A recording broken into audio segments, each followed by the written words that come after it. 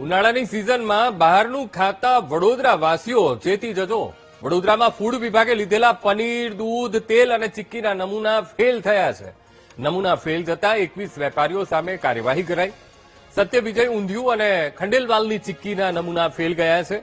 તંત્રએ ગોત્રી, માંજલપુર, કારેલીબાગ, સમા સાવલી રોડ પર દરોડા પાડ્યા હતા અને 15 દિવસ અગાઉ લીધેલા નમૂના ફેલ ગયા છે.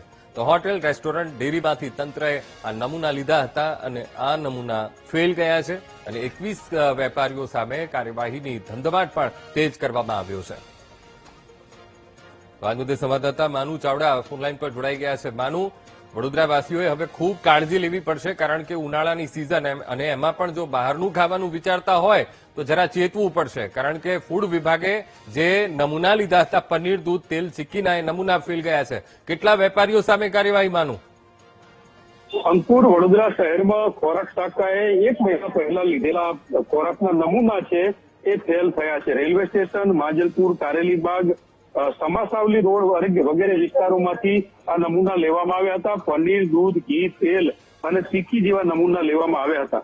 એ પૈકીનું સત્ય વિજયનું ઊંધિયું તેમજ ખંડેલવાલની ચીક્કીના નમૂના છે તે સબ સ્ટાન્ડર્ડ આવ્યા છે. આ ઉપરાંત પનીર, તેલ, દૂધની ચીક્કી અને ગોળના જે નમૂના લીધા હતા એ 22 નમૂના સબ સ્ટાન્ડર્ડ આવ્યા છે. એટલે ભેળસેળ વાળું અને હલકી ગુણવત્તાનો ખોરાક તે લોકોને પધરાવવામાં આવી રહ્યો છે એવું કહી શકાય. આ નમૂના ફેલ થયા છે. હવે ખોરાક વિભાગની ટીમ છે એમના વિરુદ્ધમાં કાયદેસરની કાર્યવાહી કરશે. જી બિલકુલ માનુ, સમગ્ર માહિતી સાથે જોડાવા બદલ આપનો આભાર.